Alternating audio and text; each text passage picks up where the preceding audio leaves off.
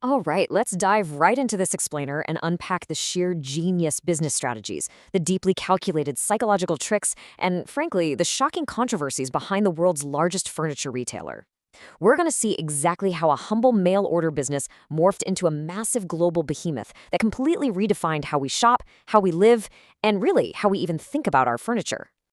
But before we get into the wild history, I want you to think about your own life for a second. You know the feeling, right? You pop in just to grab one specific thing, maybe a cheap desk lamp or a pack of paper napkins, and suddenly you're walking out with a cart absolutely overflowing with stuff you didn't even know you needed. Well, I'm here to tell you, it's not a lack of self-control on your part. It is a highly deliberate, meticulously designed psychological trap. And it's a trap that works flawlessly.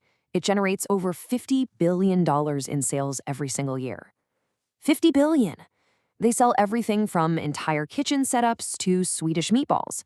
But what's really fascinating here is that this multi-billion-dollar empire, it didn't start in some sleek corporate boardroom. It actually began with a dyslexic farm boy in rural Sweden. The sheer speed of Ingvar Kamprad's entrepreneurial hustle is wild. I mean, at just 6 years old, he was already buying matchboxes in bulk and flipping them to his neighbors for a profit. By 11, he's funding a mini fishing business and importing Parisian fountain pens. And by the time he was only 17 years old in 1943, he officially founded his own trading company. He named this little shed-based mail-order operation IKEA. And if you've ever wondered what that stands for, it's actually just a simple acronym. It combines his initials, Ingvar Kamprad, with Ilmtreed, the name of his family farm, and Igonareed, which was his local village. It was a super humble start, but Ingvar had this absolute relentless obsession with distribution and slashing costs, which eventually led him to pivot and focus exclusively on selling furniture. But, massive success tends to make people nervous. As we roll into the 1950s, his mail-order furniture business was exploding, offering pretty great quality at these incredibly low prices. And this triggered the company's very first existential threat. The local competitors were absolutely terrified because they quickly realized there was no way they could match Ingvar's prices without going bankrupt themselves. So the Swedish furniture dealers went on the offensive and launched a ruthless industry-wide boycott. First, they managed to get him banned from selling at trade fairs. When he found loopholes for that, they banned him from even displaying his prices. And finally, they delivered what really should have been a total death blow. They blackmailed the suppliers. They literally told them, if you sell to this guy, the rest of the industry will cut you off completely. Which brings us to a massive problem-solving moment. What do you do? How on earth do you survive when the entire local industry turns against you? He had thousands of eager customers, but suddenly, absolutely no way to get them their furniture. Now, the normal move here would be to just fold, or maybe raise prices to keep the cartel happy. But Ingvar, he didn't do either. His solution was an absolute game changer. First, he looked outside Sweden and secured an emergency supply of wooden chairs from Poland. But the real light bulb moment happened kind of by accident. One of his employees was trying to shove a newly photographed table into his car. It wouldn't fit, and he just said, hey, why don't we just take the legs off? And boom, the concept of flat pack furniture was born. It completely revolutionized their distribution, making shipping drastically cheaper, safer, and faster. Okay, so the supply chain is secured and flat packing is driving costs into the ground. Ingvar was ready to scale up, but he wasn't going to build just any normal store. He went out to the countryside outside Stockholm, bought a massive, cheap warehouse, and transformed it into a perfectly optimized retail trap, a psychological labyrinth that was engineered to squeeze the maximum value out of every single customer visit. Think about how you walk through one of these stores. It's a forced, one-way maze. You can't just run in and grab what you need. First, you have to walk through the showroom, where you see these beautiful, expensive, fully furnished rooms. Then you're funneled down into the market hall for the smaller decor, and only at the very end do you finally reach the warehouse to grab your flat pack boxes. They force you to look at absolutely everything before you can find the exit. And there's actually a name for this architectural trick. It's called the Gruen effect. By curving the paths every 50 feet and using very specific lighting, the environment deliberately disorients you, just enough to slow you down. It basically short-circuits that shopping list you brought in, makes you lose track of time, and dramatically spikes the chances that you'll make unplanned impulse buys. But wait, the manipulation doesn't stop when you leave the store. Once you get home and open those flat pack boxes, you get hit with something psychologists actually call the IKEA effect. Researchers found that because you are forced to physically assemble the furniture yourself, you develop a real emotional attachment to it. You put your own sweat equity into that bookshelf, so your brain inherently values it higher, which builds massive, deep-rooted brand loyalty. Let's jump back to the store layout for a second, because they also use a brilliant tactic called price anchoring. When you first walk in, what do you see? High-priced items.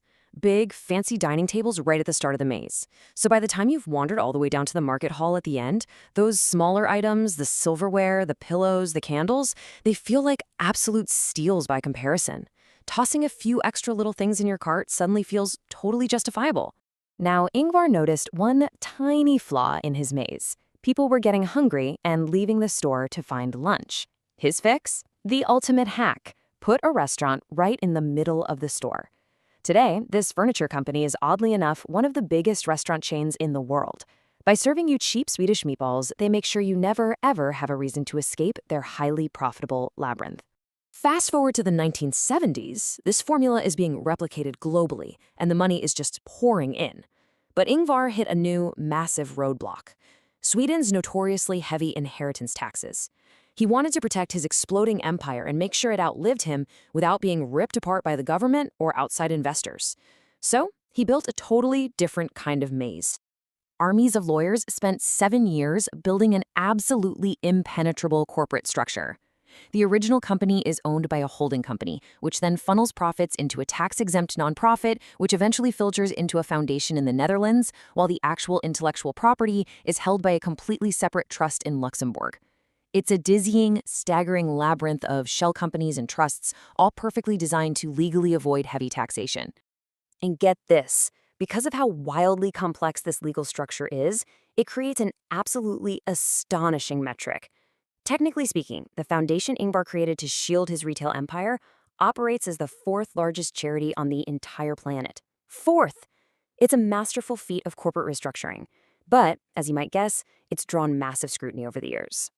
Now, we have to pivot here, because corporate tax avoidance wasn't the only scrutiny Ingvar faced. Decades later, a deeply sensitive and dark past emerged in the media, and it was a past that seriously threatened to dismantle the founder's entire legacy. Several severe controversies were brought to light. First, it was revealed that in his youth, Ingvar was indoctrinated into Nazi ideology by his fiercely pro-Nazi grandmother. Later on, documents allege that he had attended a fascist meeting as late as 1958. Now, Ingvar vehemently denied that specific claim, saying he was far too busy opening his first store at the time.